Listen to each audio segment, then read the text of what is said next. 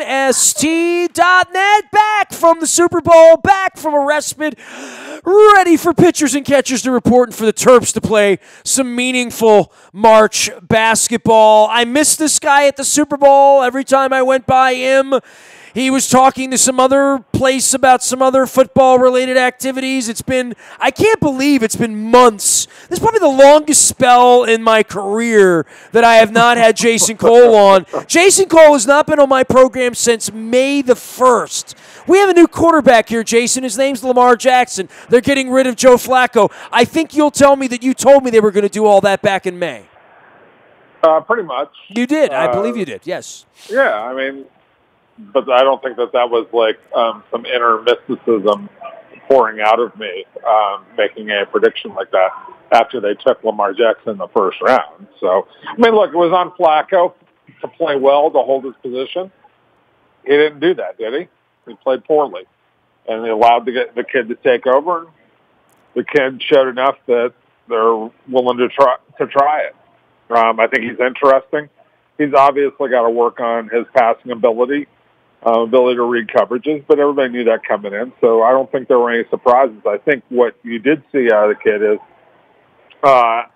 somebody who's thrown into their job and believes in themselves and takes it very, very seriously. So if you have that combination, you got a chance. Well, the athleticism, I mean, at that position, we haven't seen anything like it. All that being said, Jay, I was at the Georgia Dome, in that ground that's now missing that we all saw. It was now a parking lot when Michael Vick got hit by Dallas Thomas. I was at that preseason game. I mean, I think we all sort of know that, but I think we also know that quarterbacks are more protected than they've been. But you better have a better plan than running him into linebackers 15 to 18 times a game on purpose.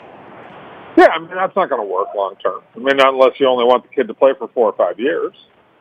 I mean, look, there's only one quarterback in the history of this league who's ever put up with that kind of punishment and lived to tell about it, and that's Cam Newton. And Cam Newton's a 250, 255-pound man, right?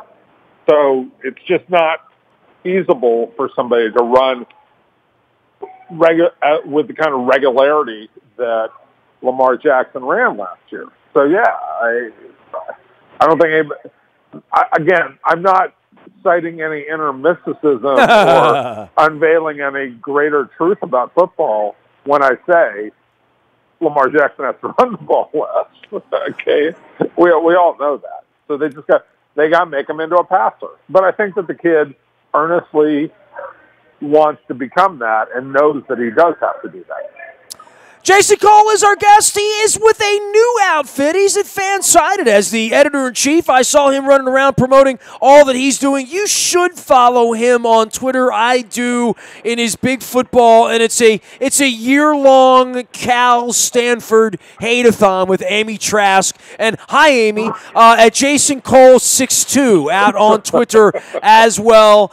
So for Joe Flacco, some thoughts there, and I guess we'll go up and down the roster and do all the Raven stuff and all the other stuff since I'm skipping the combine. But Flacco is the first order of business, right? I mean, do they get a 4th-round pick from Jacksonville for him or something sort of kind of like that? No, I think they just cut him. I don't know anybody I don't think Jacksonville's going to pay for him because they're going to see – look, you've got a fairly glutted market of veteran quarterbacks this year who are going to be on the market. You're going to have Flacco, you're going to have Foles, you're going to have Bridgewater, and probably a couple other guys who are decent backup type of guys. So why would you give anything up to go get Flacco at this point in time? Is Foles that far ahead of school with Flacco? Can I ask you that? I mean, Foles way ahead of Flacco? Yeah, right now, yeah. I mean, look, Joe hasn't played well in, 3 years? And I think that a lot of people around the league believe that Joe doesn't love it. Fair enough. That he's talented. Nobody's questioning that. And he has had moments where he's been truly great. That playoff run was truly great stuff. And he's had some great playoff victories on the road and where he's done some impressive things. Now, he did lean on the defense very, very heavily early on in his career, and there are questions about whether he can drive an offense by himself. I just think that Foles plays with an eagerness and a desire that people are drawn to. And there's a leadership there with Foles that people buy into. Jason Cole is our guest. We are talking Ravens football as well as Ravens exit strategies and all sorts of off-season issues. I don't know where the Ravens are, right? And I thought about this with Harbaugh because this is the second year in a row where I left thinking, hey, this might be the end for John, and he would be out of work 5 minutes, right? And I thought this year with the Green Bay job, the Miami job, some connections there, that if he wanted out, this was the opportunity. The handwriting was on the wall when they were 4-5 before number 8 came in, and they didn't lose for a month and a half, and caught lightning in a bottle and beat the Chargers out in Carson before Christmas. All that went on, but I still thought when it was over and they lost to the Chargers, I thought, this is going to be that 36, 48-hour period where if John leaves, what makes the Ravens an attractive job? And I thought, well, who would Eric call on and where would they go and who would the candidates be? And I thought, well, I don't know if they have a quarterback or not. I now know that they're married to John Harbaugh for real. They're married to Eric DeCosta for real. They're divorcing Joe Flacco for real. And they've bought into the Lamar Jackson thing. And we're going to sit here for the next couple of years and probably throw that around a little bit because I think he's still a long way from beating Tom Brady, quite frankly. But in the case of the Ravens, this is a massive transition roster-wise, I think. But, boy, they've kept the head together, haven't they?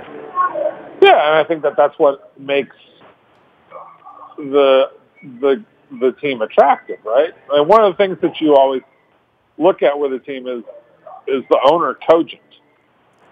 Is he logical, right? And if you look at some of the other places that you talked about, right? Now, Green Bay's not bad, and that would have been an interesting matchup, but I don't think he was all that shot up in the rear about doing that.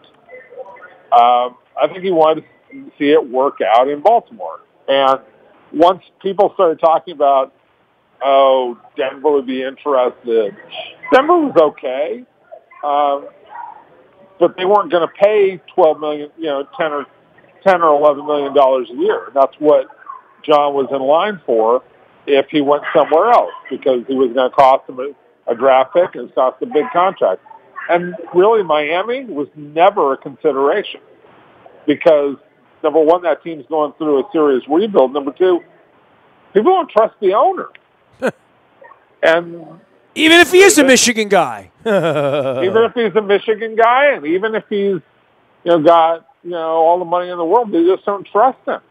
As one person who's close to Harbaugh said to me, as they were going through all of this, he said, that guy's kind of squirrely, isn't he? And that's not necessarily wrong.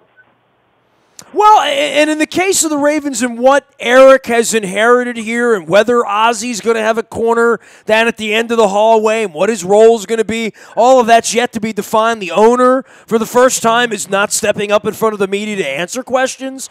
It's kind of a weird little transition when you consider Suggs, Yanda, Weddle, Mosley, where they are with all of these guys in addition to Flacco, and I felt like they were close 5 or 6 weeks ago.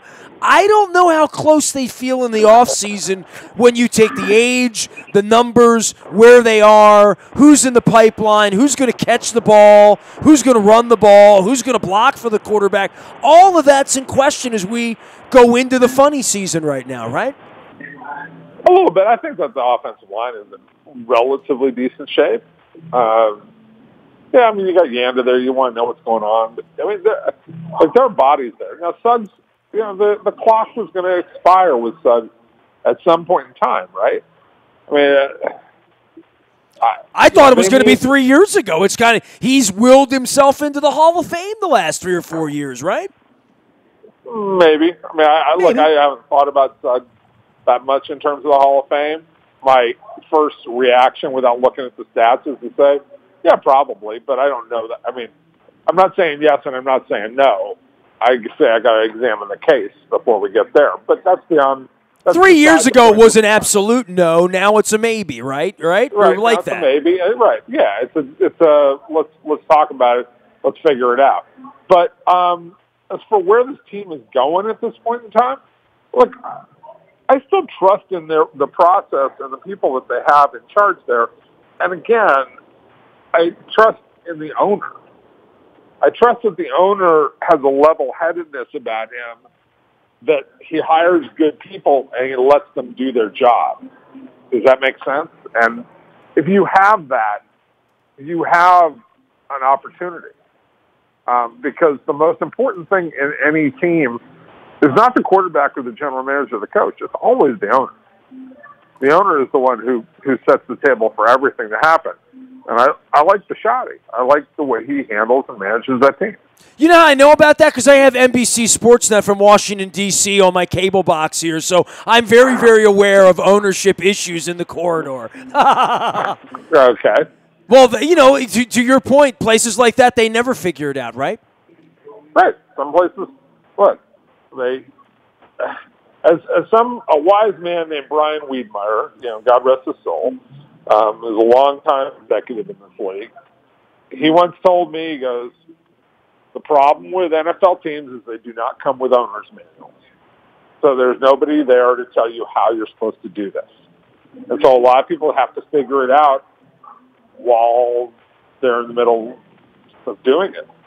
The folks in Buffalo are a great example of that right now, right? Well, I mean, there's a lot of teams out there. Yeah, sure. The Jets. I mean, we can go through, a third of the league where you would say ownership not exactly great there, right?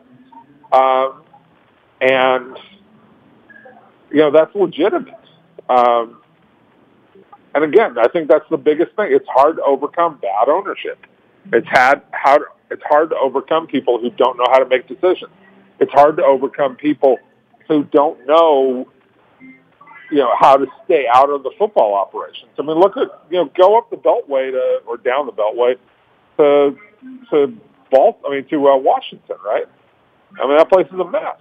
And the reason it's a mess is Dan Snyder doesn't know how to get out of the way. So everybody in Baltimore should look and say, be thankful you have Bisciotti. I mean, before Bisciotti, it was Art Modell, right? What did Art Modell do for 50 years? Except run the Browns into the ground so badly that he had to move the team. Now, that was your benefit in Baltimore of getting this team, but things didn't really come together until after that. They won a lot of football games. That's very unfair, I think, for the Kosar era and how many playoff games they played in the 80s. They won a lot of games. Let's go from 1970 to 1985. How was they didn't win championships. Biner fumbled the ball. Elway drove on him. No. Come on. 1970 to 1985. Okay. So the Brian Sipe thing wasn't so good. And then, the 90s were not kind to them as well. Well, I mean, I guess he has the distinction of Jim Brown and Bill Belichick now, right? I mean, firing Belichick at the end, which leads me right naturally into the conversation he fired Paul Brown. I said Jim Brown. I meant Paul Brown, yes. Yeah, Jim Brown, too. But either way, right. The Belichick thing and what we've seen unfold, I didn't spend a whole lot of time, even Super Bowl week, for all the hours of radio I did and the celebrities and this and that. I didn't admire the game or even talk a lot of games. I just assumed they would win. I assumed they would win by 10 points. I didn't assume it would be that kind of a defensive struggle as it was. But, here we are again trying to figure out for 52 more weeks how to beat the Patriots, right? Mm-hmm. Good luck with that. Well, look, they have the best coach and the best quarterback. If you start with the best coach and the best quarterback, you're pretty good, right? And the owner is really smart. So you have a great owner, a great coach, and a great quarterback, right? The weird part is how effortless it looks, right? Especially when they're up 4 touchdowns on San Diego and they just rolled out of bed, right? Literally. Yeah, I mean, I will say this. I don't think that what they did. I don't think what they did against the Rams was effortless. Okay, I think what they did against the Rams was surgical and brilliant, but it was hard. And there were opportunities for the Rams. What they did was, that was experience beating you.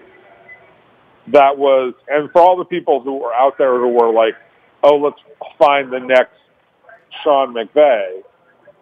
Well, that's great, but the next Sean McVay is going to probably lose to the current Bill Belichick because of the brilliance and experience. And I mean, because you even saw it on the other side. Like Josh McDaniels against Wade Phillips. Wade Phillips won that. And he won it easily, right?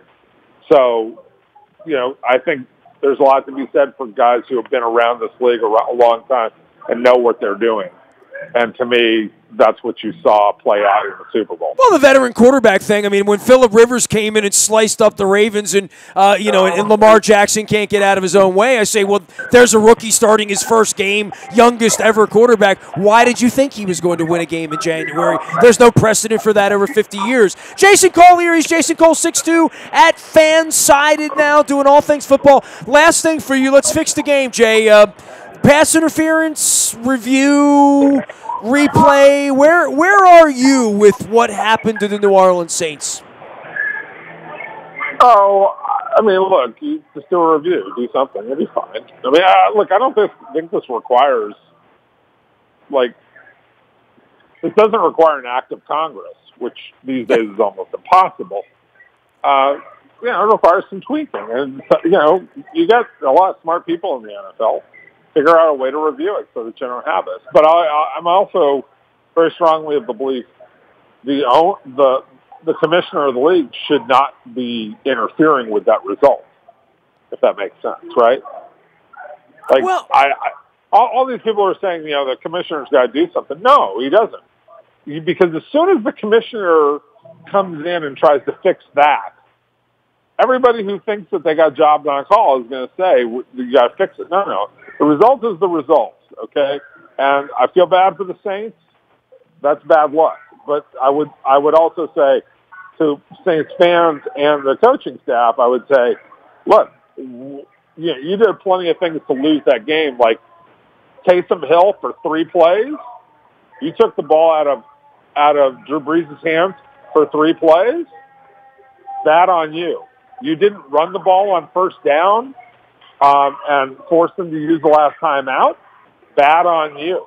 You made the mistake of allowing the Rams to convert a fake punt situation, which you knew going into the week was the situation they would try and run it, and your guy wasn't ready. You made plenty of mistakes to lose that game before you got jobbed. Now, you got jobbed, and the league needs to go figure something out and fix it. I'm not saying that. The other things you did don't equivocate to them, dismissing the problem that they had. But you had some problems yourself. My liver will thank me for not reporting to Indianapolis in a few weeks, Jason Cole, but I do look forward to having some Mexican and some people with you out in the cactus land in the desert, if not cactus baseball, in a few weeks for the NFL owners meetings. Always a pleasure to have you on. Sorry we didn't connect in Atlanta. Great to have you on today, and I'll see you in a few weeks, pal. Absolutely, dude. We'll talk to you later. Jason Cole, Fansided.com. The way to find him is the editor-in-chief there. He is Jason Cole, 6'2", out of the fighting city of Gainesville, Florida. I think it's all a rumor, though. Nasty at WNST.net finds me. Facebook, Twitter, LinkedIn, Snapchat, Instagram, and streaming live on our Facebook as well as our YouTube WNSTV channel, including our buyatoyota.com audio vault 24 hours a day from anywhere in the world. Listen to what you want, where you want, from how you want. It's called podcasting. The kids are all doing it. It's all available in the buyatoyota.com audio vault. I am Nestor. We are WNST.net, AM 1570 and WNST Towson, Baltimore. And we never stop talking Baltimore sports.